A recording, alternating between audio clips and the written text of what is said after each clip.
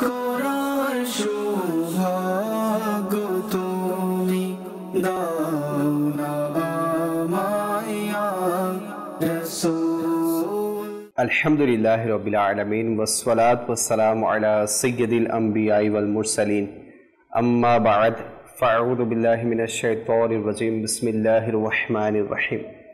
আসসালাতু ওয়াসসালামু আলাইকা ইয়া রাসূলুল্লাহ ওয়া আলা আলিকা ওয়া আসহাবিকা ইয়া হাবিবাল্লাহ। আসসালাতু ওয়াসসালামু আলাইকা ইয়া নবিয়াল্লাহ ওয়া আলা আলিকা ওয়া আসহাবিকা ইয়া নূরাল্লাহ। মাদানী চ্যানেলের দর্শক শ্রোতা, দেখছেন অনুষ্ঠান হজ ও কুরবানি। আসুন অনুষ্ঠানে যাওয়ার পূর্বে আমরা দরুদে পাকের ফজিলত শুনে নেই।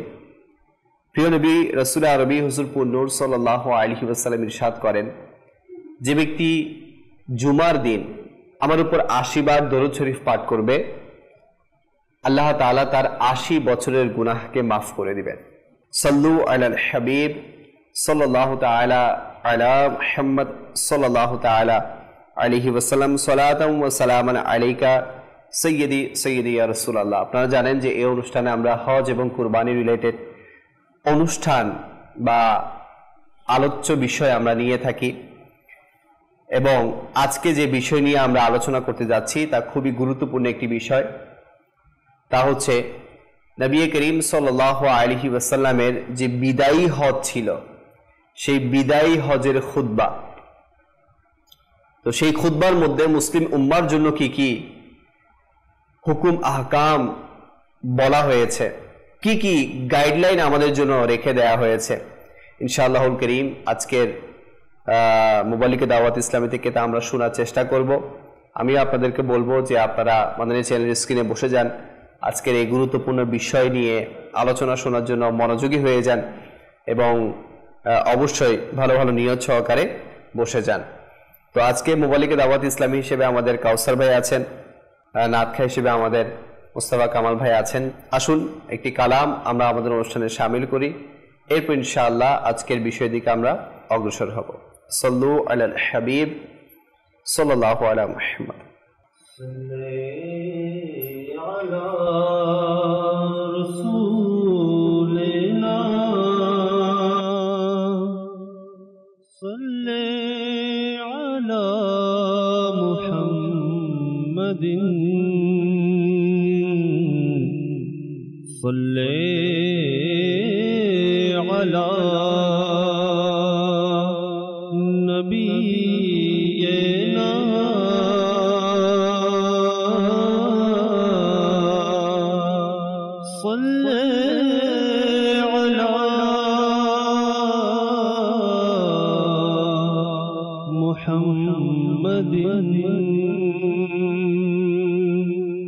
আমরা মদিনাতে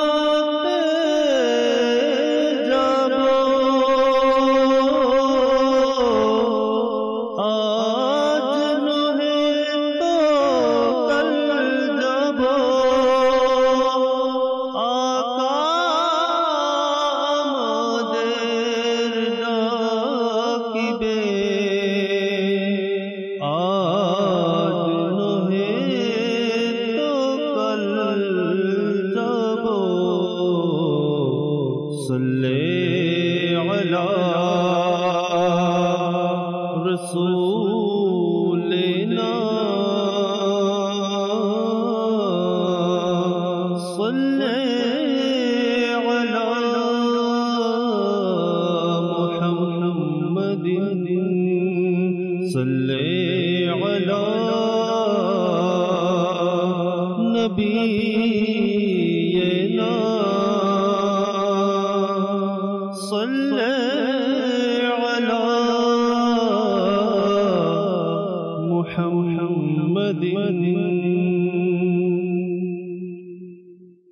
সুন্দর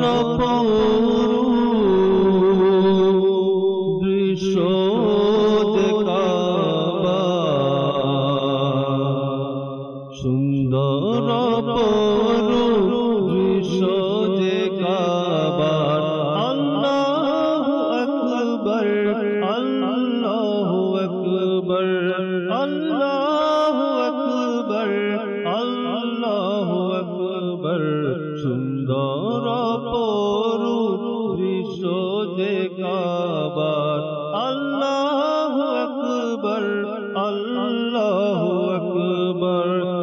ইচ্ছে করে দেখতে কাবা যে কাবা, ইচ্ছে করে দেখতে কাবা যে বারবার।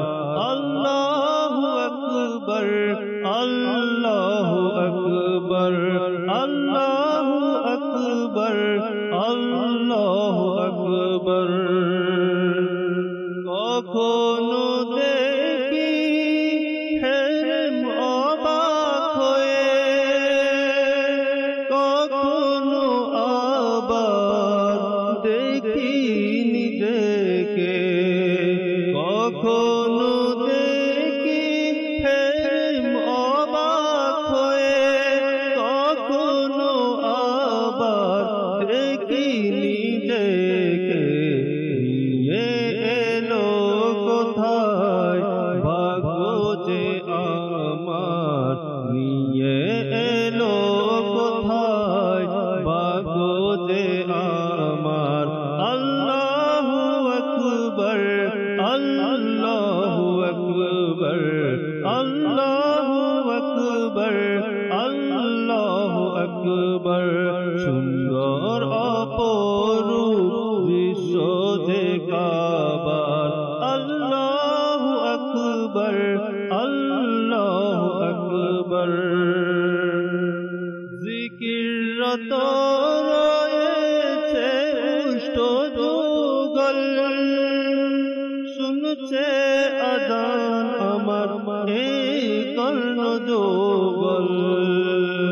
জিকিররত রয়েছে উষ্ট যুগল, শুনছে আজান আমার এই কর্ণ যুগল। আজানের ধ্বনি শোনা যায় যে বারবার, আজানের ধ্বনি শোনা যায় যে বারবার। আল্লাহু আকবার, আল্লাহু আকবার, আল্লাহু আকবার, আল্লাহু আকবার। কি অপরূপ তব দয়া হে মৌলা, কি অপরূপ তব প্রেম হে মৌলা, কি অপরূপ তব দয়া হে মৌলা, কি অপরূপ তব প্রেম হে মৌলা। আশা জওয়ালিকে দাও ভাগ্যে আমার, আশা জওয়ালিকে দাও ভাগ্যে আমার। আল্লাহু আকবার, আল্লাহু আকবার। সুন্দর অপরূপ দৃশ্য যে আমার, সুন্দর অপরূপ দৃশ্য যে কাবার। আল্লাহু আকবার, আল্লাহু আকবার। ইচ্ছে করে দেখতে কাবা যে বারবার। আল্লাহু আকবার, আল্লাহু আকবার, আল্লাহু আকবার, আল্লাহু আকবার। মাশাআল্লাহ, মাশাআল্লাহ, মাশাআল্লাহ। দর্শকবৃন্দ, আল্লাহ পাক আসলেই এমন একটি ঘর নির্মাণ করেছেন যেই ঘরের দিকে প্রত্যেক আশিকে হজের মন ধাবিত হয়ে থাকে। বাইতুল্লাহর ফজিলতের ব্যাপারে যখনই আমরা বয়ান শুনছি, বয়ান স্টাডি করছি, ইচ্ছে করছে যে বাইতুল্লাহর কাছে চলে যেতে। তো যারা এখন আছেন খুবই সৌভাগ্যবান, তারা যারা অতীতে গিয়েছেন তারাও সৌভাগ্যবান, যারা সামনে যাবেন তারাও সৌভাগ্যবান।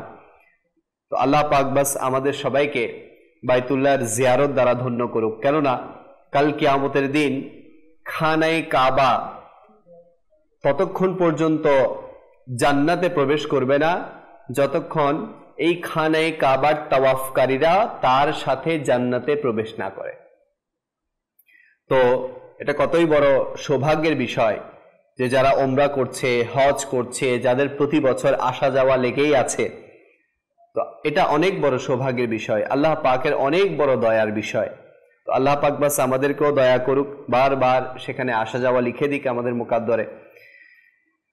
তো দর্শকবৃন্দ, দেখছেন অনুষ্ঠান হজ ও কুরবানি। আজকে আমরা যে বিষয়টি নিয়েছি খুব গুরুত্বপূর্ণ একটি বিষয়, বিদায় হজের খুতবা, যেটা নবী করিম সাল্লাল্লাহু আলাইহি ওয়াসাল্লাম আপন সাথীদেরকে নিয়ে শেষ বিদায় যে হজটি ছিল সেখানে ওনার সাথীদেরকে উদ্দেশ্য করে, বিশেষ করে পুরো মুসলিম উম্মার জন্য যে মেসেজ এই খুতবার মধ্যে দিয়েছেন, আজকে তার সংক্ষিপ্ত কিছু আলোচনা আমরা করার সৌভাগ্য লাভ করব। তো আসুন দেরি না করে আমরা আমাদের কাউসার ভাইয়ের কাছে যাব। জি হুজুর, বিদায় হজের খুতবা। আলহামদুলিল্লাহি রাব্বিল আলামিন ওয়াসসালাতু ওয়াসসালামু আলা সাইয়্যিদিল মুরসালিন। মাশাআল্লাহ হুজুর, আপনি যেটা বলেছিলেন, সৌভাগ্যবান তারা যিনারা বর্তমানে মক্কাতুল মুকাররমার মধ্যে রয়েছে। হজের অনেকে তো ম্যাক্সিমাম তো চলেই গিয়েছে ওখানে।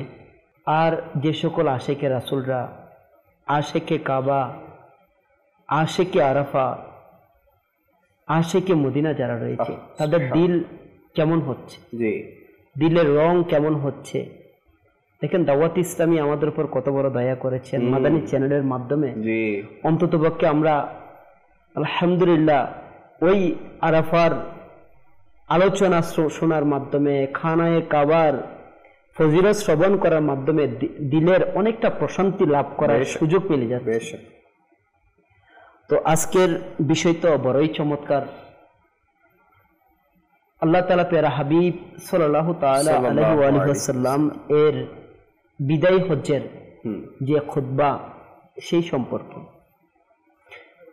হজ ফরজ করা হয়েছে 9 জিলহজ, যেটাকে আমরা আরাফার দিন বলে থাকি।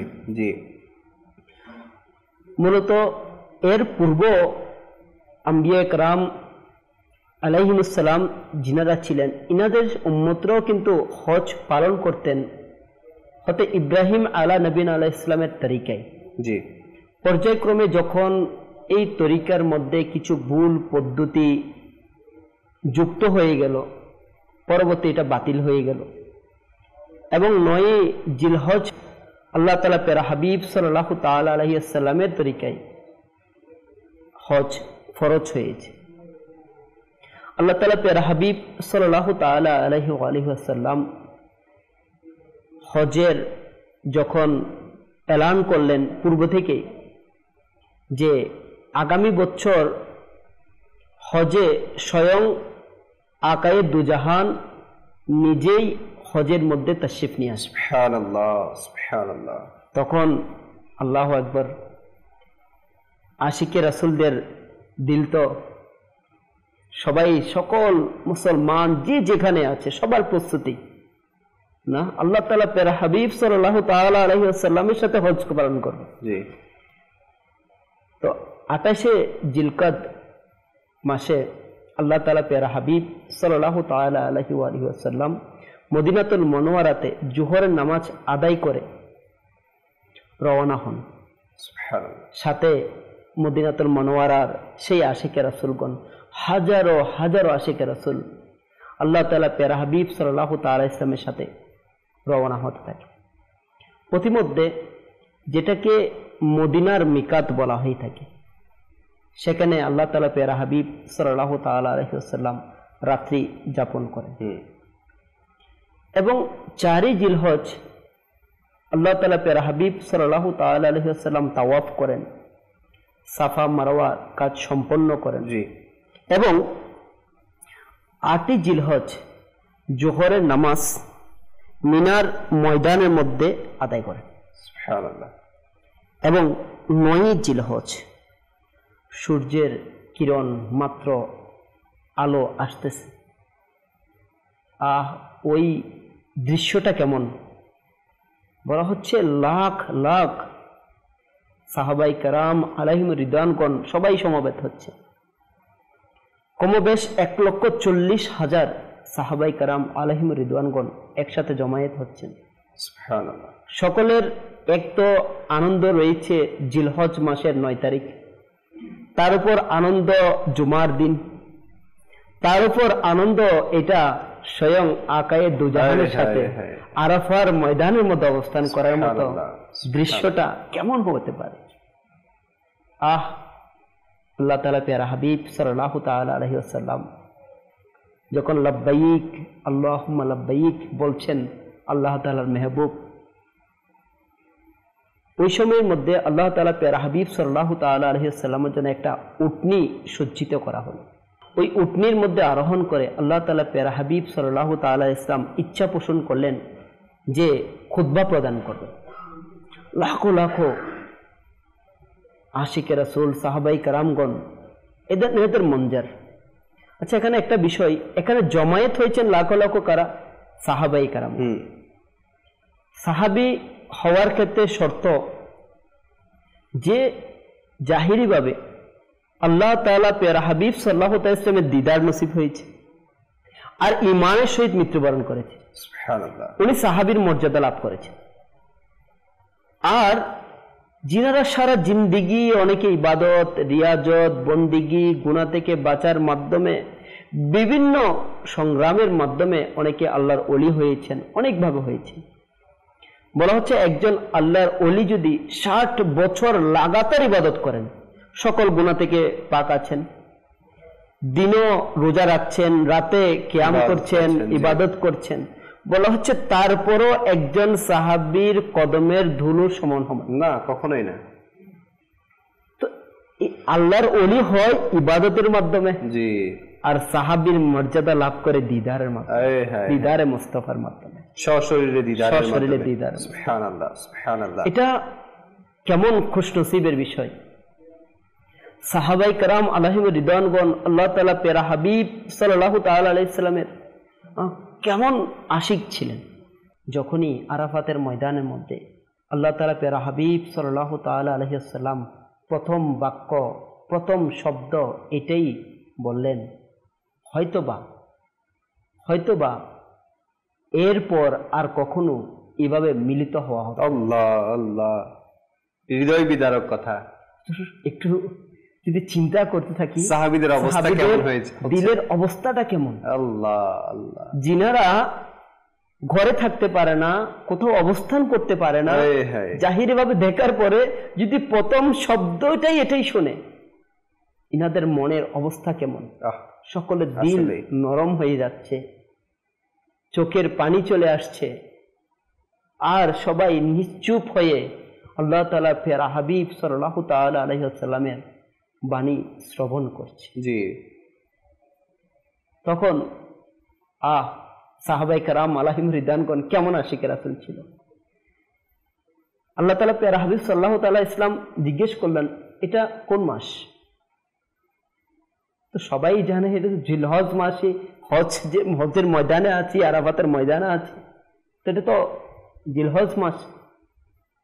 তো সাহাবায়ে কেরাম আলাইহিম রিদওয়ানগণ আল্লাহু আকবার, আদব এর শিক্ষা কিভাবে আমাদেরকে দিচ্ছে। এটা বুখারী শরীফের হাদিসের মধ্যে এভাবে করে এসেছে। এর কিছুটা সারমর্ম এরূপ যে এটা কোন মাস সেটা আল্লাহ এবং রাসূল ভালো জানেন। জানা সত্ত্বেও বলছেন, জানা সত্ত্বেও মাস জিজ্ঞেস করছে, আচ্ছা এটা কত তারিখ, তারিখ কত? তো হজের দিন 9 জিলহজ। সাহাবাই কেরামদের জবানে একই জবাব, আজকে কত তারিখ সেটাও আল্লাহ এবং রাসূল। আমরা তো অনেক সময় আকল দিয়ে জিজ্ঞেস চিন্তা ভাবনা করি, বিবেক দিয়ে, এটা কেমন কথা, আমি তো জানি জবাব তো দিতে হবে না। দরবার, উচ্চ দরবারের মধ্যে আদব কেমন হওয়া উচিত, অনেক কিছু জানা সত্ত্বেও আমাদের আচরণ কেমন হওয়া উচিত, শিক্ষা কেমন হওয়া উচিত, স্বয়ং সাহাবায়ে কেরাম আলাইহিম রিদওয়ানগণ আমাদেরকে দিয়ে। সুবহানাল্লাহ। আল্লাহ তাআলা প্যারা হাবিব সাল্লাল্লাহু তাআলা ইসলাম জিজ্ঞেস করলেন আজকের দিন কোন দিন? তাও একজন সাহাবী বলতেছেন আরেকজন অপরজনকে, বলে দে আজকে জুমার দিন। বলছে না, এখানে কোনো জবাব দিব না, একই জবাব আল্লাহ এবং তার রাসূল ভালো জানেন। তো এখানে আমাদের জন্য অনেক বড় একটা মেসেজ, অনেক বড় একটা শিক্ষা। এটা তো বারগাহে রিসালাত। জি জি জি। তো আমাদের হয়তো বারগাহে রিসালাত সরাসরি হাজিরি দেওয়ার সুযোগ মিলছে না, কিন্তু যারা মক্কাতুল মুকাররমা মদিনাতুল মুনাওয়ারার মধ্যে হাজিরি দেওয়ার সৌভাগ্য নসিব হচ্ছে, ইনাদের কতটুকু সতর্কতা অবলম্বন করা উচিত। আল্লাহ রাসূলের হাদিস আছে না যে আমি আমার জাহিরি হায়াতে যেমন ওফাত পাওয়ার পর তেমন। তো সেখানে তো যেভাবে সাহাবায়ে কেরামরা আদব করেছে সেভাবে এখনো আদব করতে হবে। এখন ইনাদের মতো তো কল্পনাই করা যাচ্ছে না। কল্পনা করা তো যাবে না, কিন্তু কেউ যদি বলে যে উনি তো নাই, উনি তো মাজার শরীফ বা আছে, বাস এটা হলে বদনসিবের শিকার হবে। এখানে এটার মেসেজ এখানে সাহাবায়ে কেরামরাই মনে দিয়ে দিয়েছেন যে আসলে বারগাহে রিসালাতে আকল কাটানো, বারগাহে রিসালাতের ব্যাপারে নিজের বিবেককে কাটানো, যে সুপ্ত জ্ঞান আল্লাহ তাআলার পক্ষ থেকে মিলেছে, যার সৎকায় মিলেছে, তিনার ব্যাপারে গিয়ে ওই আকল খাটাতে যাওয়াটা কতটুকু বোকামি হতে পারে। জানা আছে এটা কোন মাস, মহব্বত করতেন, জানা আছে কত তারিখ, জানা আছে এটা বার কি, কিন্তু জবাব সাহাবীদের একটাই ছিল যে আল্লাহ এবং রাসূলই ভালো জানেন। জি জি। আমরা আহলে সুন্নাত দামাত বরকাতুহুম আলিয়া থেকে শিক্ষা পাই না যে যখন মানে আল্লাহ রাসূল সাল্লাল্লাহু আলাইহি ওয়াসাল্লামের দরবারে হাজিরি হবে, তাহলে এমনও যাতে হয় যে আমাদের নিঃশ্বাসের মানে যে একটা আমরা নিঃশ্বাস নিচ্ছি এটাও যাতে জোরে না পড়ে। হ্যাঁ, আমির হোসেন শিক্ষা দিচ্ছে। তো এগুলো, এই শিক্ষাগুলো আলহামদুলিল্লাহ আমি আপনি দাওয়াত ইসলামের মাধ্যমে পেতে পারি। দাওয়াত ইসলামে আমাকে শিখাচ্ছে কিভাবে হুব্বে মুস্তাফা, ইশকে মুস্তাফা অন্তরে ধারণ করা যায়। কেননা অনেক বড় বড় ইবাদতওয়ালা মদিনাতুল মুনাওয়ারায় যাবে, কিন্তু সামান্য বিয়াদবির কারণে তার সমস্ত ইবাদত বেকার হয়ে যাবে। যেমন এই যে এখন আপনার হজ চলছে, হজের কার্যক্রম যা আছে সব শেষ করে অনেকেই যাবে, অনেকেই কি প্রায় সবাই যাবে, আর যারা যাবে না তাদের নসিব, তাদের ব্যাপার। তো যারাই যাবে তো সেখানে আম চিন্তা করা যাবে না যে আমি একটা কোন একটা শহরে চলে আসছি, আল্লাহ রসুলের শহরে আল্লাহ রসুলের রওজা জিয়ারত করতে আসছি, এটাকে একেবারে সাধারণভাবে নেওয়া যাবে না। আমি একজন রাজা বাদশার দরবারে আসছি, উভয় জাহানের বাদশা, উভয় জাহানের বাদশা, যিনি কিয়ামতে শাফাআত করবে, যার শাফাআত ছাড়া জান্নাত অসম্ভব, যার সৎকায় মানে যিনি ছাড়া আমার কিছুই নেই, বেশক বেশক, যিনি রাজি না হলে আমার কোনো কিছু সন্তুষ্ট হবে না, আমার রব সন্তুষ্ট হবে না। আমার এই পুরো হজ যদি কবুল করতে হয় সেটা হচ্ছে বারগাহে রিসালাত থেকে কবুল হবে। বারগাহে রিসালাতে গিয়ে যদি আমি কেঁদে কেঁদে দোয়া করি, ওনার সদকা দিয়ে দোয়া করি, ইনশাআল্লাহ আমার হজ কবুল হবে। তো হাজিদের এগুলো মাথায় রাখা উচিত। অনেকে হুজুর অনেক সময় এরকম বলে হুজুর অন্ধ হয়ে আমরা একটু অতিরঞ্জিত বলে ফেলি। জি হুজুর, আমরা তো এই শিক্ষা সাহাবায়ে কেরাম থেকে পেয়েছি। জি, স্বয়ং সাহাবায়ে কেরাম আমাদেরকে শিক্ষা দিচ্ছেন, প্র্যাকটিক্যাল দিয়ে দিয়েছেন কেমন হওয়া উচিত। তো ওই রকম তো হওয়া আমরা ওই লেভেলে যেতেই পারবো না, কিন্তু সাহাবায়ে কেরামের আদব যদি এমন হয় তাহলে আমাদের মতো গুনাহগারদের সাথে, যেখানে বলা হচ্ছে একজন আল্লাহর ওলি সাহাবায়ে কেরামের কদমের ধুলার সমান হবে না, ইনাদের আদব যদি এমন হয় তাহলে আমাদের আদব কেমন হওয়া উচিত? হুজুর, এখানে তো সাহাবায়ে কেরাম আলাইহিমুর রিদওয়ান আমাদেরকে ডাইরেক্ট শিখিয়ে দিয়েছেন আঙ্গুল ধরে ধরে যে কিভাবে মহব্বত করতেই হবে। এটা কেমন? অনেকে বলে যে আমাদের সবকিছু আল্লাহর জন্য হবে, কোনো নবী বা কোনো অলির জন্য কেন হবে? তো সাহাবায়ে কেরাম তো এটা বলতে পারতো, হে আল্লাহ, তোমার দরবারে বা তোমার কাছে তোমার কুদরতে আমাদের মা বাবা কুরবান। এটা বলেনি, বলেছে ইয়া রাসূলুল্লাহ সাল্লাল্লাহু আলাইহি ওয়াসাল্লাম, আপনার কদমে আমার মা বাবা কুরবান। তো আল্লাহর রাসূলকে কেন গিয়ে বলেছেন? ওনারা তো ডাইরেক্ট আল্লাহকে বলতে পারতেন। তো আমাদেরকে শিখিয়ে দিয়েছেন যে মহব্বতে রাসূল কেমন হওয়া চাই। মহব্বতে রাসূলের মধ্যে যদি কিঞ্চিত পরিমাণ আপনার কমতি থেকে যায় তাহলে আল্লাহই তো রাজি হবে না আপনার উপর। তো আল্লাহকে রাজি করার সবচেয়ে গুরুত্বপূর্ণ মাধ্যম হচ্ছে আকায়ে দো জাহান সাল্লাল্লাহু আলাইহি ওয়াসাল্লাম। তো বিদায় হজের ভাষণে এখানে ফুটে এসেছে মহব্বতের রাসূল, যেটা শুরুতে আমার হুজুর আলোচনা করেছেন। মহব্বতের রাসূল, মহব্বতের রাসূল অন্তরে থাকতে হবে। আল্লাহ রাসূল সাল্লাল্লাহু আলাইহি ওয়াসাল্লামের আদব আমাদের অন্তরের মধ্যে থাকতে হবে।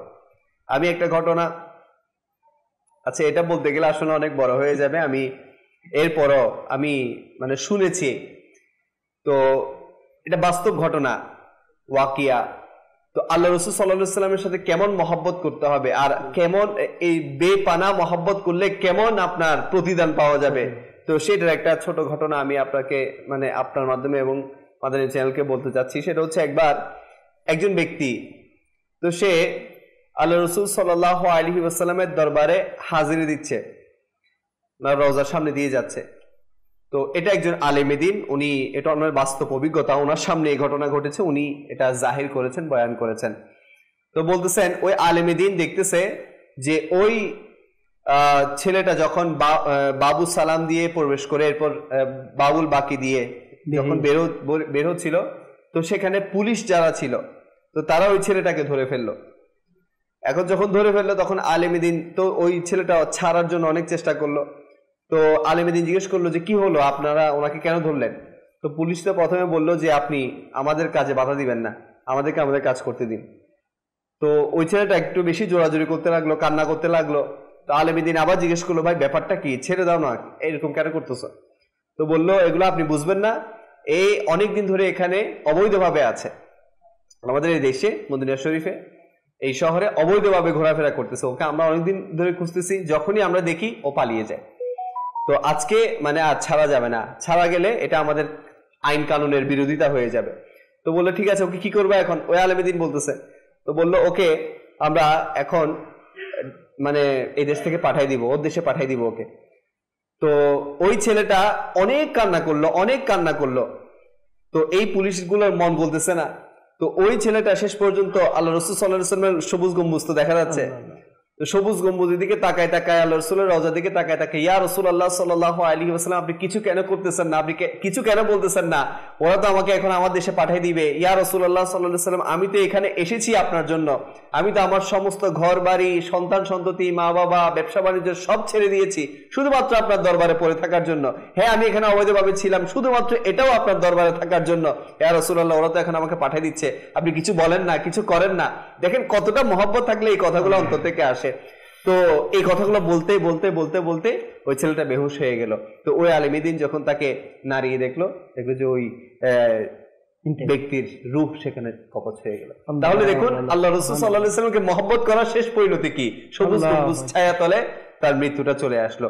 তো এটাই বলছি যে আল্লাহ রাসূল সাল্লাল্লাহু আলাইহি ওয়াসাল্লামকে মহব্বত করবো না তো কাকে করব? কাউসার ভাই, আমার আকলে আসে না যারা এই ব্যাপারে মতবিরোধ করে যে আল্লাহ রাসূল সাল্লাল্লাহু আলাইহি ওয়াসাল্লামকে বেশি মহব্বত করছি, বাড়াবাড়ি করছি। কিসের বাড়াবাড়ি? মহব্বত, সম্মান, তাজিম, এগুলো যার সদকায় পেয়েছি, জি বেশক, এই বিষয়গুলো যার সদকায়, ওনাকে করবো না তো কাকে করবো? বেশক আল্লাহ তাআলাকে যার সদকায় চিনেছি। হ্যাঁ, আমরা যদি আল্লাহকে ছাড়া যদি সরাসরি চিন্তা করতে থাকি, তো আল্লাহ তাআলা আমাদেরকে সকলকে সঠিক বুঝদান করুন। আল্লাহ আল্লাহ সকলের অন্তরের মধ্যে আল্লাহ তাআলা প্যারা হাবিব সাল্লাল্লাহু আলাইহি ওয়াসাল্লাম সত্যিকার মহব্বত, ভালোবাসা আল্লাহ তাআলা যেন দান করেন। আমিন আমিন। দাওয়াত ইসলামের মিটা মহল আমাদেরকে এটাই শিক্ষা দিচ্ছে। জি, দাওয়াত ইসলামের চাওয়াই তো এটা, যেন মানুষ জাহির এবং বাতিন, আভ্যন্তরীণ এবং বাহ্যিকভাবে যেন ঈমানকে মজবুত করে আল্লাহ তাআলা প্যারা হাবিব সাল্লাল্লাহু তাআলা ইসলামের পিছনে পিছনে জান্নাতে যেতে পারে। দাওয়াত ইসলামের আর কোনো চাওয়া উদ্দেশ্য তো নেই, একটাই উদ্দেশ্য রেখেছেন, কিবলা শাইখের তরিকত আমির আহলে সুন্নাত। কিন্তু এরপরে আল্লাহ তাআলা প্যারা হাবিব সাল্লাল্লাহু তাআলা আলাইহি ওয়াসাল্লাম তো বললেন, মাস জিজ্ঞেস করলেন, দিন জিজ্ঞেস করলেন, সময় জিজ্ঞেস করলেন, তারপরেই পরক্ষণে বললেন আল্লাহ তাআলা প্যারা হাবিব সাল্লাল্লাহু তাআলা আলাইহি ওয়াসাল্লাম যে এই মাসটা যেমন সম্মানিত, এই শহর যেমন সম্মানিত, খানায়ে কাবা যেমন সম্মানিত, এই দিনটা যেমন সম্মানিত, বলা হচ্ছে একজন মুমিনের কাছে অপর মুমিনের মাল এবং ইজ্জত ততটাই সম্মান। সুবহানাল্লাহ সুবহানাল্লাহ। প্রথম নসিহত, জি, মুসলমানের সম্মান, মুসলমানের সম্মান, মুমিনের সম্মান, মুমিনের সম্মান। আমরা যদি একটু চিন্তা করতে যাই না, জি, বিদায় হজের ভাষণে আল্লাহ তাআলা প্যারা হাবিব সাল্লাল্লাহু তাআলা আলাইহি ওয়াসাল্লাম যে সকল মেসেজ আমাদেরকে দিয়েছেন, এর আগেই আল্লাহ তাআলা পবিত্র কোরআনে পাকের একটি আয়াতে সারমর্ম এরূপ যে আমি তোমাদের জন্য দিনকে সম্পূর্ণ পরিপূর্ণ করেছি। জি, পরিপূর্ণ করে দিয়েছি। ওই পরিপূর্ণ দিনের বেসিক যে সারমর্ম হকামগুলো, সবগুলোর মেসেজ, এর সারমর্মটাই ওই দিন আমাদের সকলের কাছে দিয়েছে। আমরা যদি একটা মেসেজ দিল থেকে নিতে পারি, তাহলে বুঝতে পারবো আমাদের পুরো সমাজের চিত্র, পুরো রাষ্ট্রের চিত্র, পরিবারের চিত্র পরিপূর্ণ চেঞ্জ হয়ে যাবে। আমাদের কে আর গুনাহের প্রতি সে আগ্রহ আমাদের সৃষ্টি হবে না। যেমন মুমিনকে সম্মান করা, একজন মুসলমানের নিকট অপর মুসলমানের ইজ্জত আমানত স্বরূপ।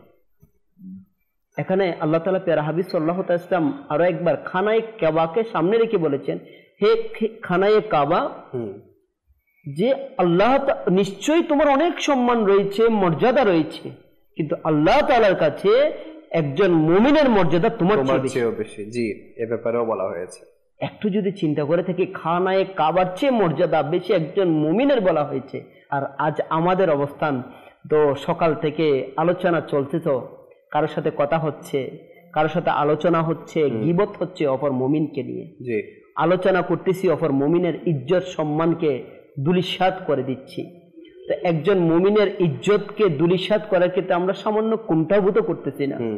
এমনকি আল্লাহ তাআলার ফানা আল্লাহর ওলিগণের সম্মান নিয়ে, আলেমে দ্বীনদের সম্মান নিয়ে, ইজ্জত নিয়ে, অনেক সাহাবায়ে কেরাম আলাইহিম রিদওয়ানগণের ইজ্জত সম্মান নিয়ে, না বুজুর্গদের তাবেঈগণের সম্মান নিয়ে, তাবাঈনগণের সম্মান নিয়ে আমরা আলোচনা করতে, ব্যতিক্রম কথা বলতে, ওনাদের ইজ্জত আব্রুতে হাত দিতে সামান্য পরিমাণে দ্বিধাবোধ করছি না। তা আমাদের অবস্থান কি হবে? বেশক বেশক, আল্লাহ পাক আমাদের সবাইকে বুঝার তৌফিক দান করুক, সম্মান সবাইকে করার তৌফিক দান করুক। এজন্য একজন খুব সুন্দর বলেছেন যে কোনো মানুষকেই ছোট বা খাটো বা কোনো মানুষকে মানে খুব সাধারণভাবে নেওয়া উচিত না, কেননা কোন মানুষের মাঝে আল্লাহ পাকের ওলি লুকায়িত আছে কেউ বলতে পারে না।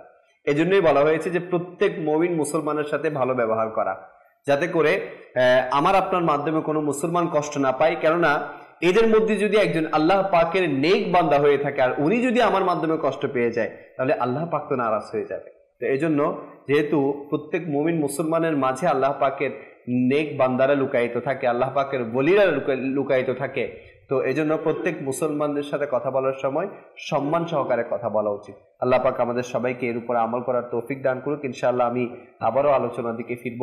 কিছু দর্শকদের কল আছে, তো আসুন সেই কলগুলো আমরা আমাদের অনুষ্ঠানে শামিল করি। সাল্লু আলাল হাবিব সাল্লাল্লাহু আলা মুহাম্মদ সাল্লাল্লাহু আলাইহি। জি, কল চালাবেন। আমি রাজশাহী মোহাম্মদ গোলাম। জি, আমার নিয়মিত মাদারি চ্যানেল দেখি, মাদারি চ্যানেল খুব ভালো লাগে, নিয়মিত দেখি, খুবই ভালো লাগে। সময় দেখি, পরিবার সবাই মিলে দেখি। আর অনেক উন্নতি হয় এই মাদারি চ্যানেলটা দেখে, অনেক জ্ঞান অর্জন হয়, অনেক শিকার হয়। আচ্ছা, মাশাআল্লাহ, এভাবেই সাথে থাকবেন, ইনশাআল্লাহ আরো ভালো লাগবে। জি, নেক্সট কল। আমার নাম মাওলানা মোহাম্মদ আশরাফুল কদরি। আমি কক্সবাজার থেকে বলছি। আমি কি আলাহাদিসের কালাম শিখতে চাই। अच्छा, माशाअल्लाह माशाअल्लाह। उठा दो पर्दा दिखा दो चेहरा के नूर बारी हिजाब में है। इंशाल्लाह मुस्तफा कामल भाई আমাদেরকে শোনানোর চেষ্টা করবেন। Next call. আমার নাম শেখ রাকিব কাদেরী, আমি শেখপুর থেকে বলছি। জি, আমি একটি মানকাবা চাইতে, মানকাবাটি হলো মুর্শিদ আমার আত্মা। আচ্ছা, ইনশাআল্লাহ আমাদের সাথে থাকবেন, আমরা শোনানোর চেষ্টা করব। Next call. আমি আব্দুর রহমান কাদিয়া থেকে বলছিলাম, চট্টগ্রাম থেকে। দেখছি তাদের খুব ভালো লাগছে আপনাদের প্রোগ্রাম, আলহামদুলিল্লাহ আমার খুব ভালো লাগে। আমাদের পরিবার সবাই রাজকে আমি খুব ভালো লাগছে। আমি দোয়া করি আপনাদের জন্য, যেন রাজকে আমি এগিয়ে যাই। আমার জন্য দোয়া করবেন, আমার পরিবারের জন্য দোয়া করবেন। ইনশাআল্লাহ ইনশাআল্লাহ আল্লাহ পাক আপনার পরিবারের উপর খাস রহমত নাযিল করুক। Next call. আমি একটি নাজরাতে শুনেছি, নাজরাতে শুনলে জীবন হবে কি তোমার জীবন। মাশাআল্লাহ, ইনশাআল্লাহ আমাদের সাথেই থাকবেন, আমরা শোনানোর চেষ্টা করব। সোশ্যাল মিডিয়াতে কমেন্ট করেছেন মুস্তাফা কামাল, মাশাআল্লাহ, উনি লিখেছেন দাওয়াত ইসলামী জিন্দাবাদ। মাশাআল্লাহ। লতিফুর রহমান ভাই আছেন আমাদের সাথে, শাহ আলম ভাই আছেন প্রবাস থেকে, সাব্বির রহমান ভাই, মাশাআল্লাহ, আমাদের নাতখা ইসলামী ভাই যিনি এখন বাবুল মদিনায় আছেন, উনি দোয়া চেয়েছেন, বলছেন যে হুজুর আমি অসুস্থ, হসপিটালে আছি, আল্লাহ পাক আপনাকে শিফা দান করুক, আল্লাহ পাক আপনাকে নেক ও সুস্থ হায়াত নসিব করুক। আসুন অনেকেই কালামের ফরমায়েশ করেছেন, একটি কালাম শামিল করি। জি, জীবনে হবে কি তোমার দিদার ইয়া রাসূলুল্লাহ, জীবনে হবে কি তোমার দিদার ইয়া রাসূলুল্লাহ,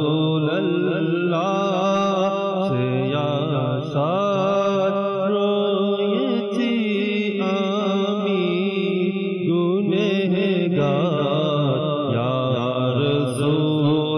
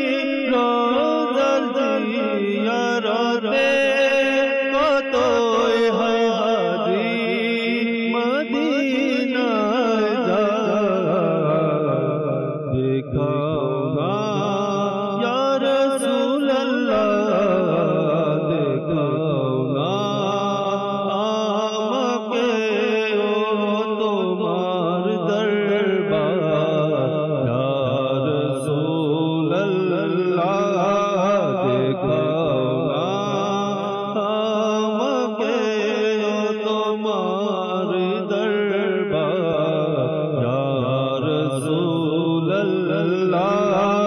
দেখাও না আমাকে ও তোমার দরবার ইয়া রাসূলুল্লাহ জীবনে হবে কি তোমার দিদার ইয়া রাসূলুল্লাহ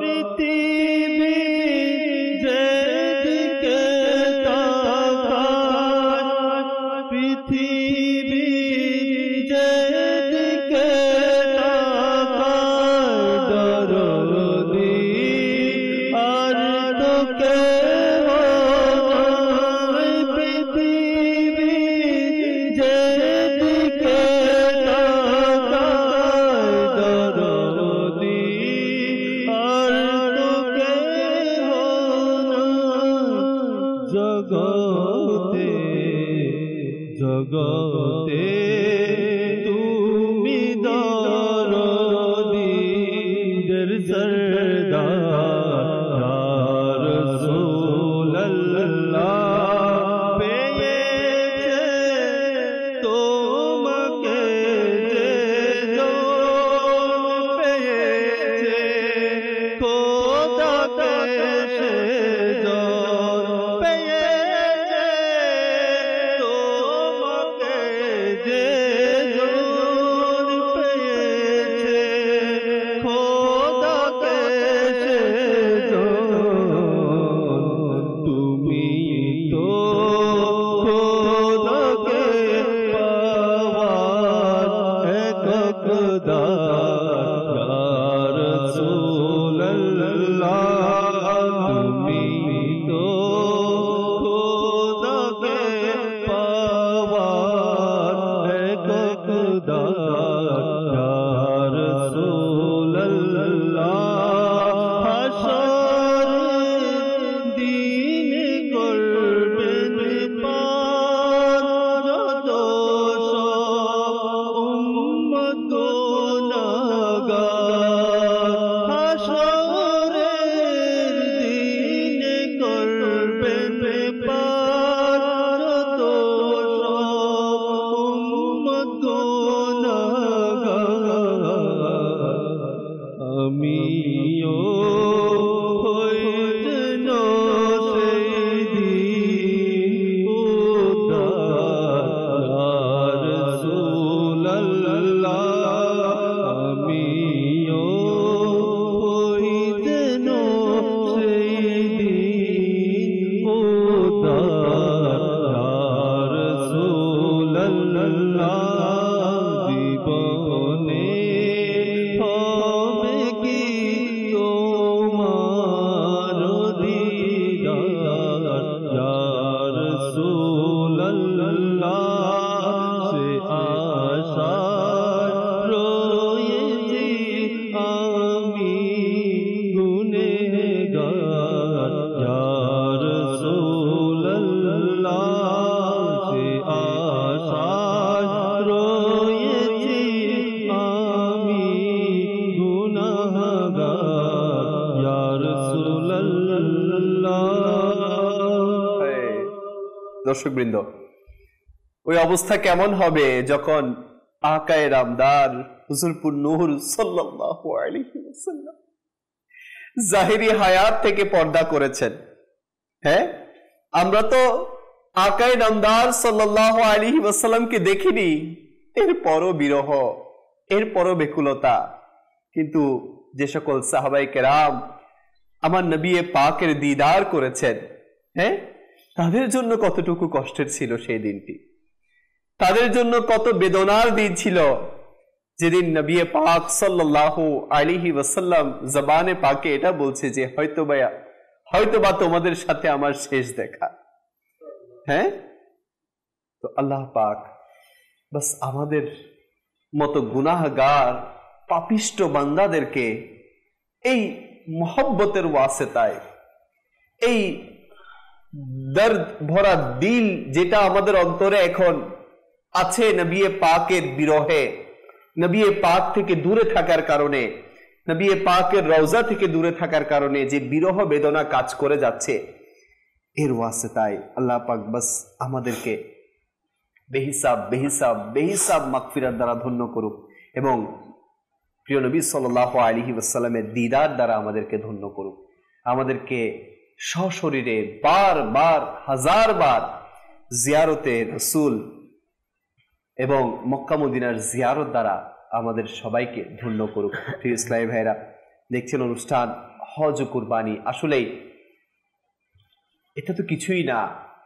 সাহাবীদের মহব্বত যখন আমরা পড়ি, সাহাবীদের আদব যখন আমরা পড়ি, তখন মনে হয় যে আমরা কিছুই না, হুজুর কিছুই না, আমাদের আমল, আমাদের মহব্বত কিছুই না ওনাদের সামনে। এরপরও মহব্বত তো রাখা যায়। আর দ্বিতীয় অপশন কি? খুব সুন্দর বলেছেন আপনি। আর আছে, খোলা আছেই বাকি আমাদের সাহাবায়ে কেরাম আলাইহিম রিদওয়ানগণ, যেখানে বলা হচ্ছে আল্লাহর ওলিদের মর্যাদা ইনাদের তুলনায় কিছুই না, কদমে দোলার সমানও না। তো ইনারাও যদি মহব্বতকেই মাধ্যম বানিয়ে নেয়, আল্লাহ তাআলা প্যারা হাবিব সাল্লাল্লাহু আলাইহি ওয়াসাল্লামের ভালোবাসাকেই মাধ্যম বানিয়ে নেয়, তো আমাদের আর অপশন কি? আমাদের তো একমাত্র রাস্তা এটাই খোলা আছে।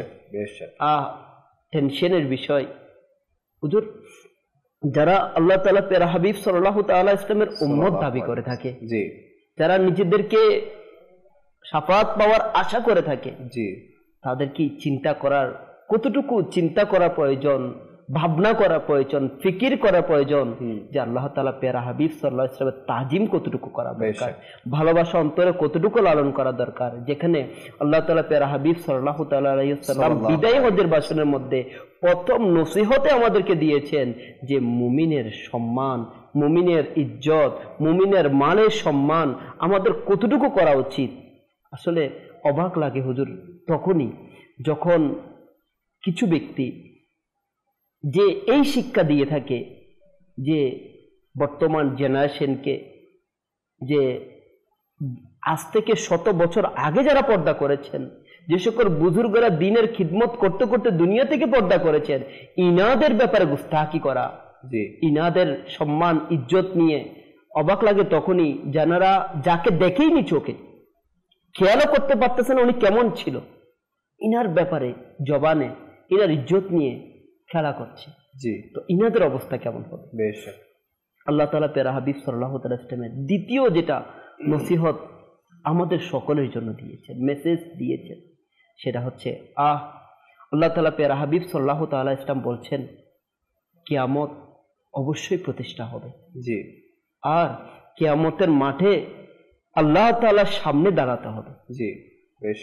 আর তোমাদের সকল আমলের হিসাব দিতে হবে। একটু যদি কল্পনা করি হুজুর, কি হিসাব দিব, কি নিয়ে দাঁড়াবো? মালিকের দরবারে হিসাব দেওয়ার মতো সাহাবাই কেরামদেরকে বলেছেন না, ইনারা কান্না করছেন, ইনারা টেনশন করছেন, আমাদের অবস্থা কি? যাদের আমলের অবস্থা, আখলাকের অবস্থা এমন, কি হিসাব দিব আল্লাহ তাআলার সামনে দাঁড়িয়ে? যাদের ব্যাপারে বলা হয়েছে যে তাদের উপর আমি সন্তুষ্ট, তারা আমার উপর সন্তুষ্ট, ইনারা কান্না করছেন ভয়ে। আমাদের কেমন ভয় থাকা উচিত, কেমন কিয়ামতের মাঠ নিয়ে আমাদের চিন্তা ফিকির কেমন করা উচিত? কাশ ওই মুহূর্তে আমাদের কাছে একমাত্র দরজাই তো খোলা থাকবে, সেটা হচ্ছে তাও আল্লাহ তাআলা প্যারা হাবিব সাল্লাল্লাহু আলাইহি ওয়াসাল্লাম, এছাড়া কোনো অপশনই নেই। কি হিসাব দিব আমি আল্লাহ তাআলার দরবারে? না, হিসাব যদি দিতে যাই তো ফেসে যাব। হিসাব দেওয়ার মতো কিছুই নেই। ওখানে তো আমার রাসূলকে লাগবে, ওখানে তো আমরা খুঁজবো কাকে? কে আমাদের জন্য সাহায্য করার জন্য, আমাদের জন্য শাফাত করার জন্য কে চেষ্টা করবে? একমাত্র আমাদের রাসূল সাল্লাল্লাহু আলাইহি ওয়াসাল্লাম, আমাদের আকা তাহলে এই আঁকা যেখানে দুনিয়ার মধ্যে প্রয়োজন আছে, কিয়ামতের মাঠে ওখানেও খুঁজবো, জান্নাতে যাওয়া তো মানে জাহান্নাম থেকে বাঁচার জন্য প্রয়োজন, সে আঁকার ব্যাপারে আমাদের ভালোবাসা কেমন হওয়া উচিত, সম্মান কেমন হওয়া উচিত, তাজিম কেমন হওয়া উচিত। তৃতীয় যে নসিহত দিয়েছেন আমানত। আল্লাহ তাআলা পেয়ারা হাবিব সাল্লাল্লাহু তাআলা ইসলাম বলছেন কখনো কোনো মুসলমানের আমানতের খেয়ানত করো। জি, বেশক বেশক। আমানত শুধুমাত্র সম্পদ তো নয়, একজন মুসলমানের কথা এটাও তো আমানত। জি, গোপনীয়তা সেটাও তো আমানত। জি। তো আমরা অনেক সময় দেখা যায় আল্লাহ তাআলার ফানা যে আমাদের নিজেদের ভুলগুলোর প্রতি আমরা ভুলগুলোকে মহব্বত করি, নিজের ভুলকে নিজে মহব্বত করি। আচ্ছা, এটা আমার আদত, এটা আমার অভ্যেস, আমার ছেলে এটা এরকমই ওর স্বভাব। আর অন্যের যদি একটা ভুল চোখে পড়ে যায়, এটাকে গোপন করা তো দূরের কথা, কারো দুর্বল কোনো কথা যদি কারো মনের দুঃখ বুঝাতে গিয়ে যদি ভালোবেসে বলে ফেলে, টেনশনের বিষয় হয়ে যায়।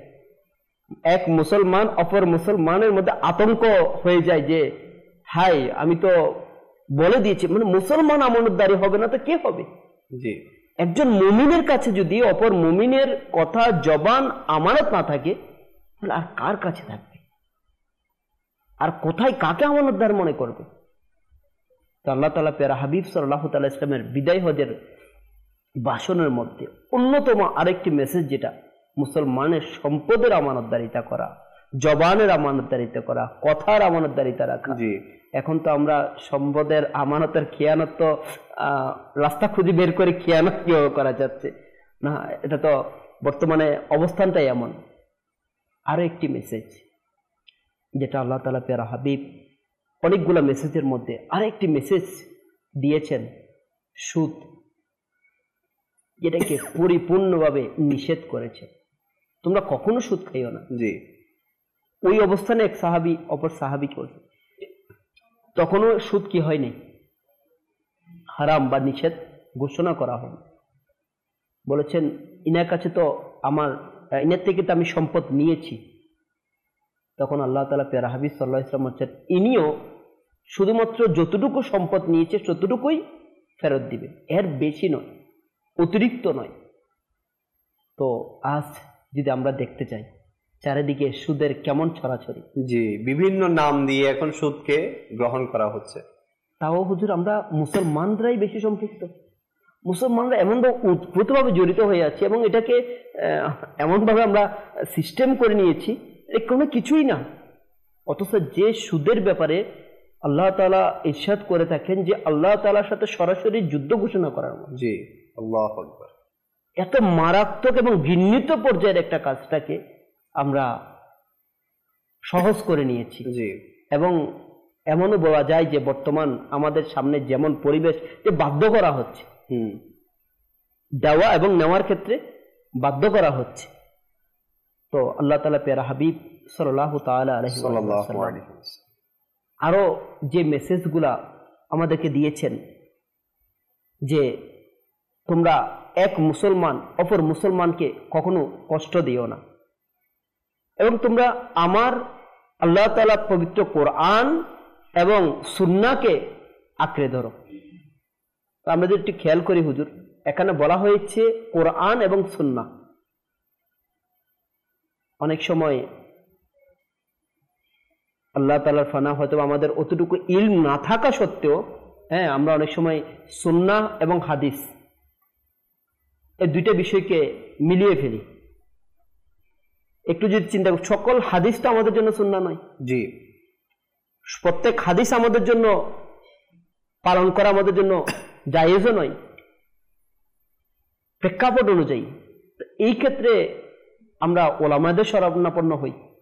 এখন যদি সরাসরি আল্লাহ তাআলা পেয়ারা হাবিব সাল্লাল্লাহু তাআলা ইসলাম আখিরি ভাষণে এটাই আমাদেরকে দুইটা সম্পদ দিয়েছেন, কোরআন এবং সুন্নাহ। এখন সুন্নাহর স্থানে আমরা যদি বসিয়ে দিই হাদিস, তখন তো আমাদেরকে বিভ্রান্তি হওয়া স্বাভাবিক। জি। সাধারণত আমরা বিভ্রান্ত হয়েই যাব।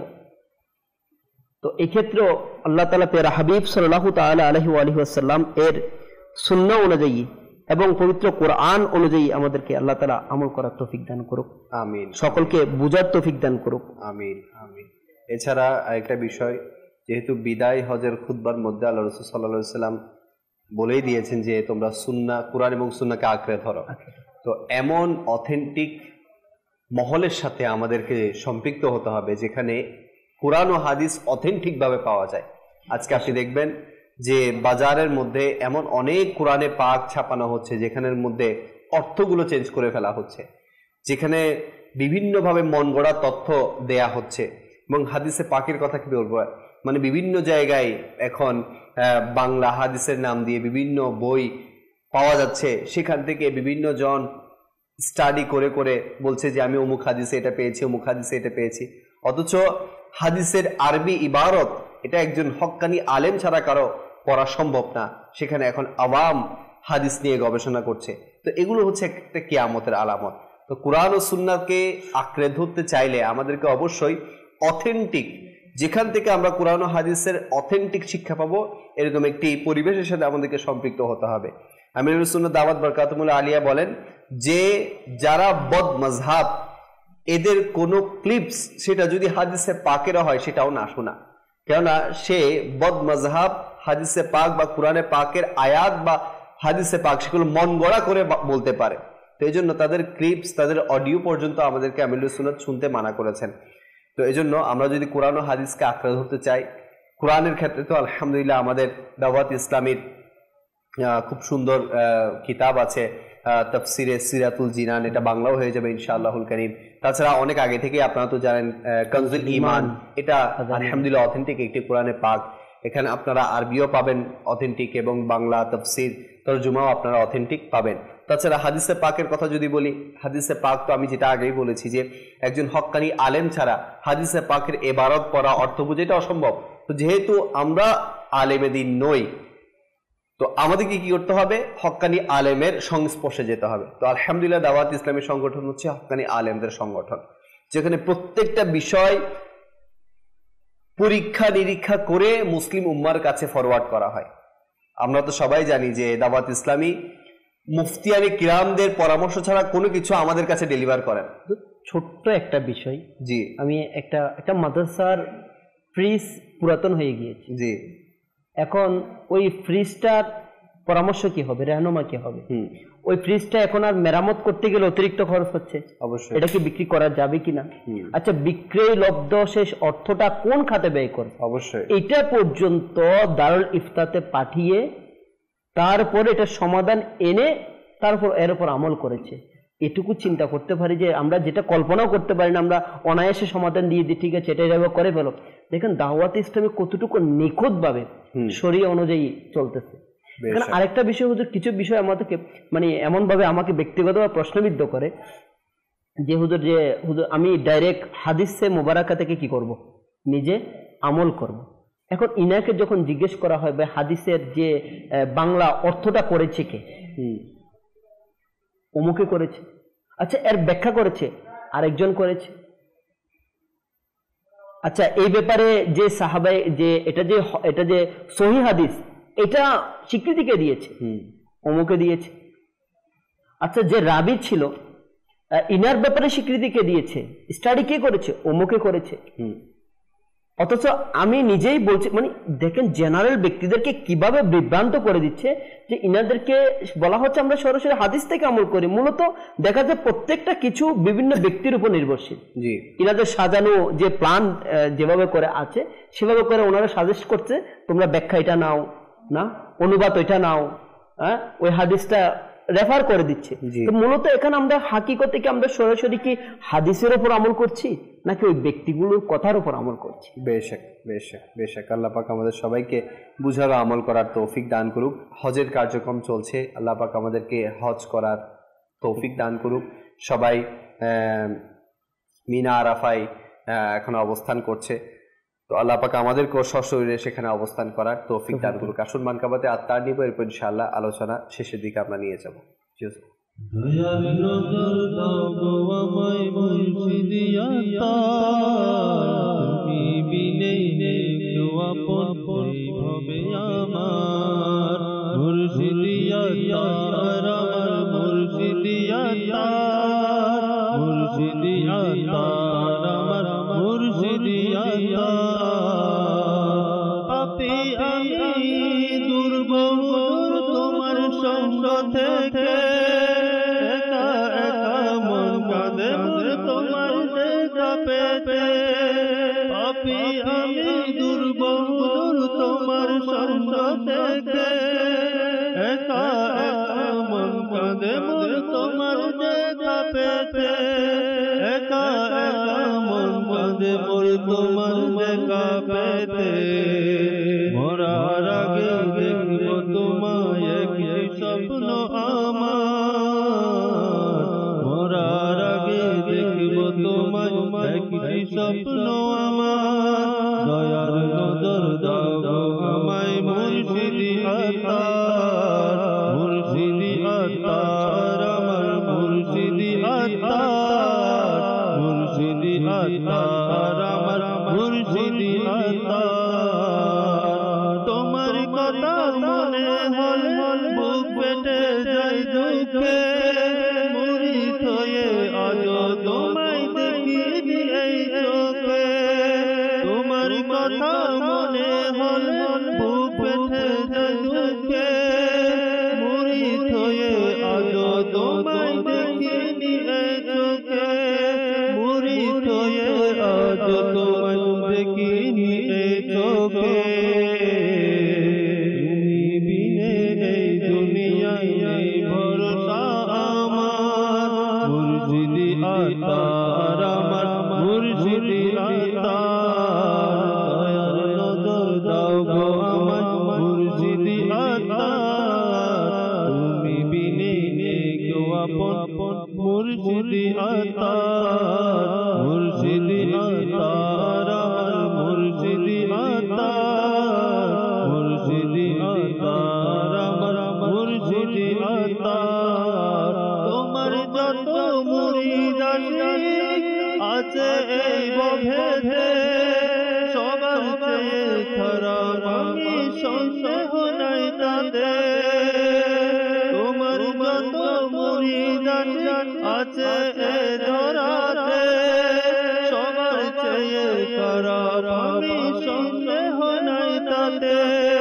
সবার চেয়ে খারাপ আমি সন্দেহ নাই তাতে পাপী হলেও তোমার আমি মুর্শিদি আতার মুর্শিদি আতার আমার মুর্শিদি আতার মুর্শিদি আতার আমার মুর্শিদি আতার মুর্শিদি আতার আমার মুর্শিদি আতার ইনশাআল্লাহ। মারহাবা মারহাবা। দর্শক দেখছেন অনুষ্ঠান হজ ও কুরবানি। আজকে আমরা যে বিষয় নিয়ে আলোচনা করছি তা হচ্ছে বিদায় হজের খুতবা। জি হুজুর, বিদায় হজের খুতবা আর কি কি খুতবা দিয়ে একটা বিষয় ইনশাআল্লাহ আলোচনা করার চেষ্টা করব। আল্লাহ তাআলা পেয়ারা হাবিব সাল্লাল্লাহু তাআলা আলাইহি ওয়াসাল্লাম অসংখ্য মেসেজের মধ্যে আরেকটা মেসেজ যেটা দিয়েছেন যে তোমরা ধর্ম নিয়ে বাড়াবাড়ি করো। জি, কেননা পূর্বের অনেক জাতি এই বাড়াবাড়ি করার কারণে ধ্বংস হয়েছে এবং যদি নিজ যোগ্যতায় কোনো কৃতদাস তোমাদের নেতা হয় কখনো তার অবাধ্য হবে না, বরং তার আনুগত্য গ্রহণ করবে। সুবহানাল্লাহ। তো এটা যদি চিন্তা করতে যাই, এবং আল্লাহ তাআলা পেয়ারা হাবিব সাল্লাল্লাহু তাআলা ইসলাম স্পষ্ট বলে দিয়েছেন কোনো জাতি তার জাতির কারণে শ্রেষ্ঠত্ব অর্জন করবে না। কালো বর্ণের লোক, সাদা বর্ণের লোক, কালো বর্ণের উপর এভাবে করে ভেঙে ভেঙে দিয়েছেন। শুধুমাত্র শ্রেষ্ঠত্ব অর্জন করবে সৎ কর্মশীল যারা, সৎ কাজের উপর, আমলের উপর তারা শ্রেষ্ঠত্ব অর্জন করবে। এবং আরো একটি মেসেজ যেটা দিয়েছেন যে আমি তোমাদের শেষ নবী, আমার পরে আর কোনো নবী আসবে না। এবং তোমরা যারা এখানে উপস্থিত আছো এবং যারা এখানে উপস্থিত নেই, অনুপস্থিতদের কাছে এই সকল মেসেজ সমূহ পৌঁছে দিবে। আল্লাহু আকবার। তো হুজুর, আমরা বলতে পারি বড়ই সৌভাগ্যবান, আল্লাহ তাআলার বড়ই দয়া যে আল্লাহ তাআলা পেয়ারা হাবিব সাল্লাল্লাহু তাআলা আলাইহি ওয়াসাল্লাম বিদায় হজের ভাষণে যে মেসেজ দিয়েছেন যে যারা অনুপস্থিত রয়েছে তাদের কাছে মেসেজগুলো পৌঁছে দাও। অর্থাৎ এই দিনের দাওয়াতগুলো, নেকির দাওয়াতগুলো কিয়ামত পর্যন্ত তোমরা পৌঁছে দাও। আলহামদুলিল্লাহ, আমার আপনার দাওয়াত ইসলামী এই কাজের জন্য আজকে পুরো দুনিয়ার মধ্যে কিবলা শাইখে তরিকত আমির আহলে সুন্নাত এই কাজের জন্য নেকির দাওয়াত পৌঁছানোর জন্য প্রচেষ্টা শুরু করেছিলেন। আলহামদুলিল্লাহ, আল্লাহ তাআলা প্যারা হাবিব সাল্লাল্লাহু তাআলা ইসলামের এমন আশিক এবং ইশক এবং মহাব্বত নিয়ে কাজ শুরু করেছিলেন। আজকে যদি আমরা দেখতে পাই পৃথিবীর কমবেশ 200 দেশের মতো স্থানের মধ্যে আলহামদুলিল্লাহ এই দ্বীনের দাওয়াতকে পৌঁছাতে সক্ষম হয়েছে। শুধু একভাবে নয়, আজকে যদি আমাদের মাদানী চ্যানেলের মাধ্যমে বাংলাদেশের বিভিন্ন প্রান্তে আনাচে কানাচে এই মেসেজগুলো পৌঁছানোর জন্য মাদানী চ্যানেলের মাধ্যমে পৌঁছাচ্ছে, মাদানী কাফেলার মাধ্যমে পৌঁছাচ্ছে, সাপ্তাহিক ইজতিমার মাধ্যমে পৌঁছাচ্ছে। তো বলবো আল্লাহ তাআলা প্যারা হাবিব সাল্লাল্লাহু তাআলা আলাইহি ওয়াসাল্লাম বিদায় হজের ভাষণে যে সকল মেসেজ আমাদের জন্য দিয়েছেন, এর উপর নিজেরকে সাজানোর জন্য, ওইভাবে আমল করার জন্য বর্তমানে সহজ রাস্তা দাওয়াত ইসলামীর সাথে সম্পৃক্ত হয়ে যাওয়া। যদি আমরা দাওয়াত ইসলামীর সাথে সম্পৃক্ত হয়ে যাই তাহলে ইনশাআল্লাহ তাআলা আমরা শুধুমাত্র ইলম অর্জন নয়, প্র্যাকটিক্যাল তার উপর আমল করার সুযোগ আমাদের মিলে যাবে। বেশক আমাদের নসিব হবে। এবং সবচেয়ে বড় কথা হচ্ছে আমরা প্রায় সময় চ্যানেলের মাধ্যমে বিভিন্ন বয়ানের মাধ্যমে আমরা বলি সৎসঙ্গ যতক্ষণ আমার আপনার নসিব হবে না ততক্ষণ পর্যন্ত আজকে যে আলোচনা করেছি এগুলোর উপর আমরা আমল করতে পারবো না। যেমন দেখুন, আমরা কিন্তু জন্ম থেকেই মুসলমানের ঘরে জন্ম নিয়েছি, কিন্তু অনেক কিছুই আমরা জানি না। কেন? আমাদের সঙ্গটা ভালো না, আমরা এরকম সঙ্গ পাইনি, পারিবারিকভাবে হোক বা আমার ব্যক্তিগতভাবে হোক আমি সেরকম সঙ্গ খুঁজে নিতে পারি নাই।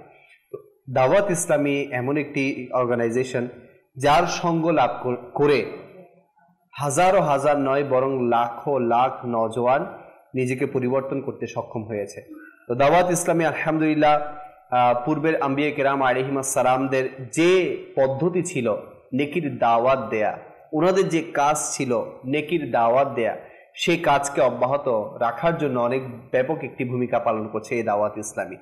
তো আমাদের সবাইকে সেই কাজে লেগে যেতে হবে, নিজেকে সংশোধন করতে হবে, অপর ভাইকে সংশোধন করতে হবে। তো এটা তখনই সম্ভব যখন আমি আপনি নিজেকে সংশোধন করে ফেলতে পারবো। তো এর জন্য দাওয়াত ইসলামী, আমার হুজুর বলেছেন দাওয়াত ইসলামীতে আসা মানেই হচ্ছে নিজেকে ফিকরে আখিরাতের মধ্যে ডুবিয়ে দেয়া।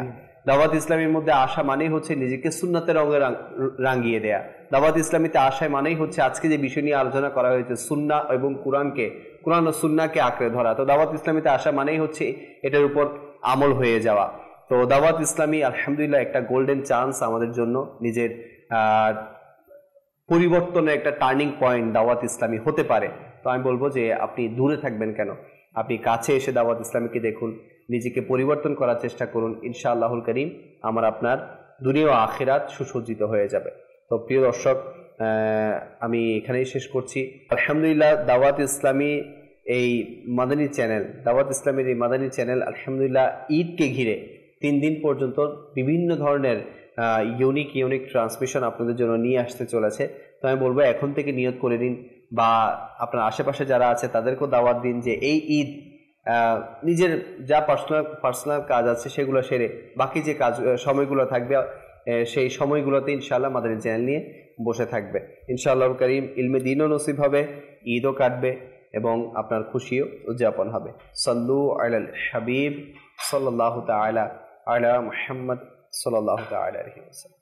হজ করার সৌভাগ্য তুমি দাও না।